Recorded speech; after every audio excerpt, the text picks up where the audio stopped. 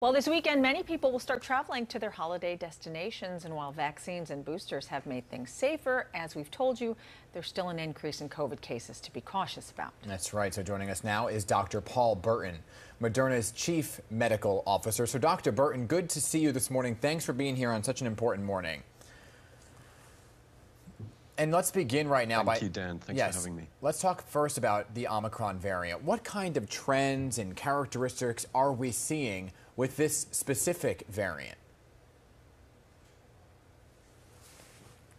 So, Dan, look, I think Omicron is a serious variant. We first heard about it on Thanksgiving Day. And in South Africa at that time, there were maybe 250 cases of COVID a day. What we've seen now in more recent weeks is 25,000 cases, probably all Omicron, 25,000 cases a day. So we know that this is a variant that's highly transmissible. The other important thing about it is that while people who get infected with Delta typically do not get reinfected with Delta, that's not the case with Omicron. It can absolutely reinfect Delta people, any other COVID-infected people. So what do we know? So these two things together really make it a serious variant. Yeah, what do we know so far about booster protection in regards to the Omicron variant? Yeah, so Hazel, look, because as Dan said, you know, this has many mutations in it, all in the spike protein, which is the bit of the virus that the vaccines go after. Vaccines generally are a little bit less effective against Omicron. But the good news is that if you get a booster shot, your level of antibody goes up. And we've been able to see in the laboratory that that provides some level of neutralization of Omicron. And I think that will translate into some protection now as we go into this holiday season in the winter. So, Dr. Burton, then I think that just perked everybody's ears up, right? Get the booster shot. But how soon would that booster, because you remember when you got the first and second dose of the vaccine, you had to wait a few weeks for it to actually be fully effective. How soon after you get a booster are you considered fully protected? Great question, Dan. Look, I think it probably depends a little bit on everybody individually. But, you know, the vaccine begins working now in the booster setting really as soon as you get it, within hours. You know, the body has an amazing immune system, starts responding. I would think within, you know, a week for sure, you'll have good levels of antibodies, and they'll build over time. So I don't think there's a hard and fast rule. I think the message is, if you haven't been vaccinated, get vaccinated. Yeah. And if you've been vaccinated, now's the time to get boosted. And because of what we've seen so far, that Omicron seems to be more easily transmissible than Delta, a lot of people are worried about traveling. I mean, is it safe to be flying right now? Great question, Hazel. Look, I think there are some simple, easy things we can all keep doing. Hand wash, wear a mask, keep some distance. You know, we've been doing this for 2 years now.